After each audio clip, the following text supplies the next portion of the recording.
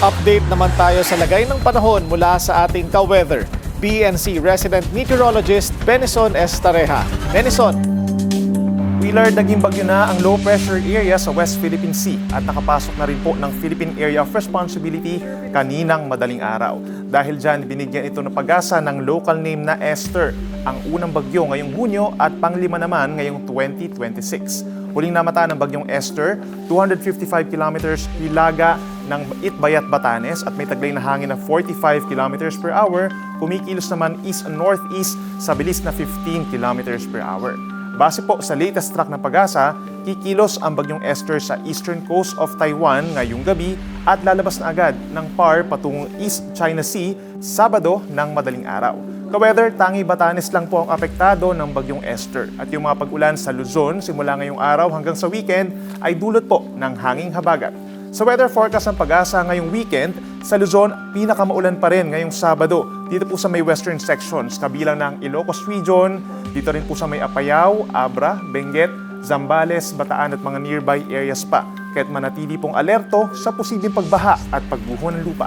Sa iba pang bahagi ng Luzon, gaya dito sa may Cagayan Valley, Cordillera Region, gayon din sa may natitirang bahagi ng Central Luzon, Metro Manila, Calabarzon at Oriental Occidental Mindoro, asahan ng makulimlim na panahon at may hinang ulan Sabado ng umaga.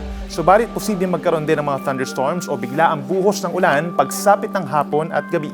Sa linggo ng umaga may aasahan pang light to moderate rains dito pa rin po sa may Ilocos Region, Abra at Benguet, habang posible pa rin ang pamisa-misang ulan sa tanghali at hapon sa malaking bahagi ng Luzon. Hanggang sa gabi po yan, kaya sa mga lalabas po ng bahay sa Luzon sa Sunday, araw-arawin na ang pagbaon ng payong. Sa Visayas at Mindanao, wala po kayong magiging aberya kung kayo'y mamamasyal ngayong weekend dahil sa generally maaraw na panahon mula umaga hanggang tanghali. Gayunpaman, dahil nagsimula na ang panahon ng tag-ulan, posible pa rin pong saglit na buhos ng ulan sa Sabado. Posible ang afternoon thunderstorms dito po sa may Southern Negros, sa may Samar provinces, gayon din sa may Zamboanga Peninsula and Northern Mindanao.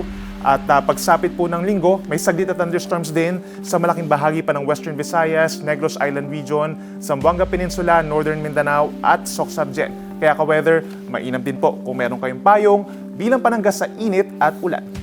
At yan muna napapanahong balita ngayong Biyernes. Ako yung ka-weather Benison Estareja na nagsasabing ang swerte darating sa tamang panahon. Manatiling nakatutok sa Bilyonaryo News Channel, sumubaybay sa aming social media accounts at mag-subscribe sa aming YouTube channel para sa mga eksklusibong balita at storya.